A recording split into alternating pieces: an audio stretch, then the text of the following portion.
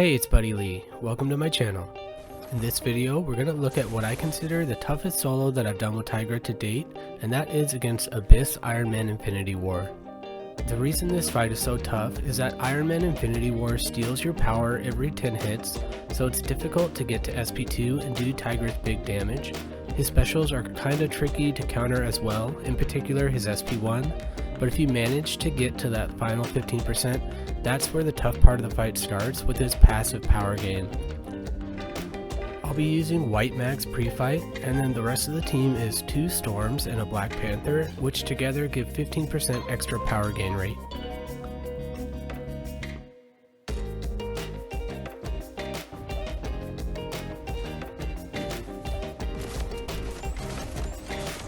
To start the fight, we want to get to SP3 first. I bait and counter 2 heavy attacks and then allow Iron Man Infinity War to land some hits on me to give some extra power.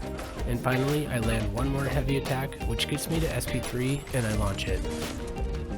The SP3 places a permanent rupture that reapplies itself on Tigra's special attack hits that are unblockable.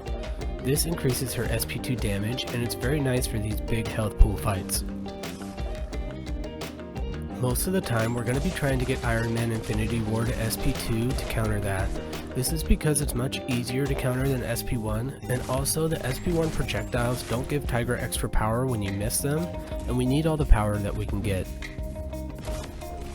Now we have our SP2, and during this fight I want to launch that when Iron Man Infinity War has 9 of his tech charges that he uses to steal our power.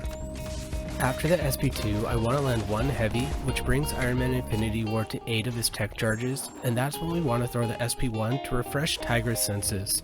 Now if we can land 3 more heavies, we should be able to get back to SP2 again for some more big damage, and then after the SP2, Iron Man Infinity War will have 5 tech charges, then we land 1 more heavy to get to 8, and SP1 again to refresh senses. So that's the ideal cycle, but sometimes we'll have to make adjustments. The key is to remember that to get back on track, we throw an SP1 at 8 charges and an SP2 at 9.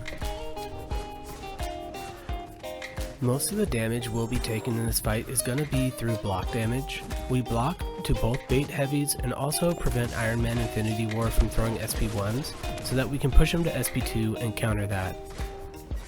I've gotten off of my hit counts and this is not allowing me to properly cycle my SP2 and SP1, so I need to get that back on track.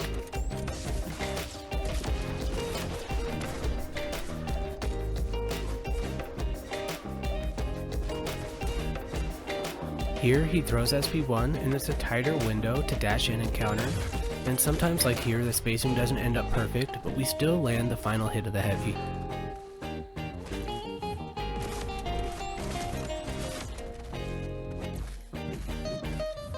We end up getting to SP2 with 9 tech charges here, so we can get back on track with our cycle.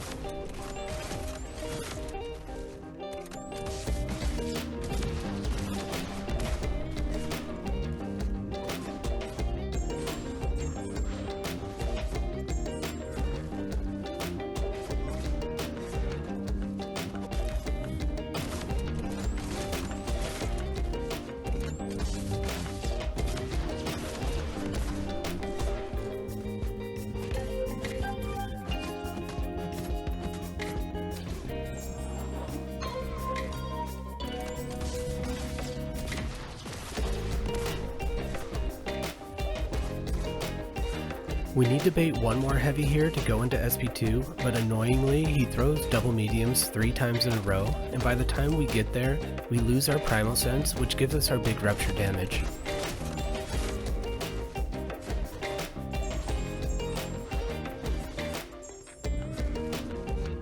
So I have to refresh both my senses since that took up so much time, so that means I want to throw SP1 twice in a row when Iron Man Infinity War has 8 charges.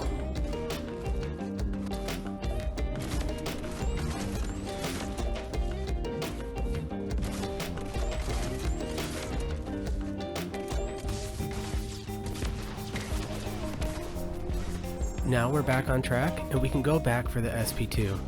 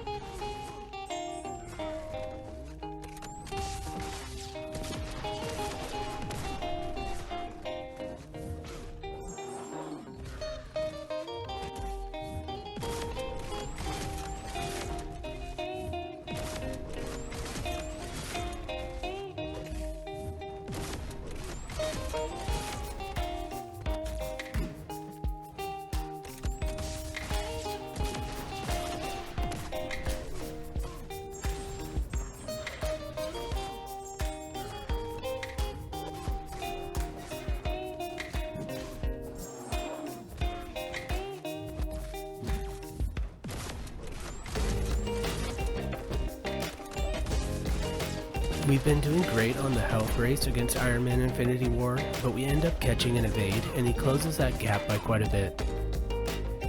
This SP2 pushes Iron Man Infinity War into the final 15% stage, so the tough part has begun, and he'll now auto-block and passively gain power. We still want to get him to throw SP2 if possible, and I'm also going to switch to throwing SP1s, because if he steals my power when I have much at all, it can easily send him to SP3.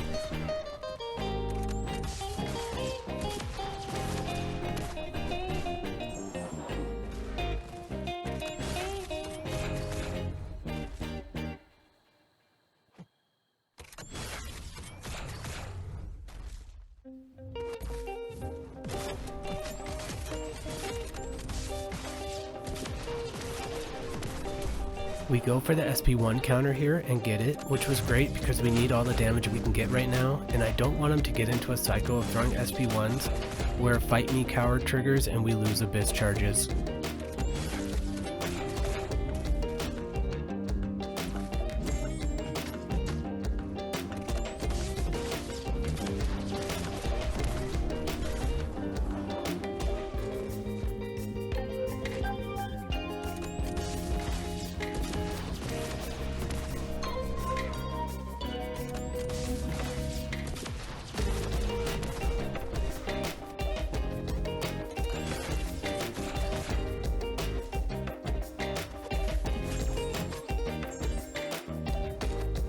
He got really close to SP3 right there, but he decides to spare us by throwing the SP2. He just has 1% health left, so we're so close. The finish is almost here, and it's a little anticlimactic as we dex his SP1 and then he keels over from the rupture damage afterwards. So this is a solo I've always wanted to get with Tigra for a long time, and I didn't think it was possible, so this felt great.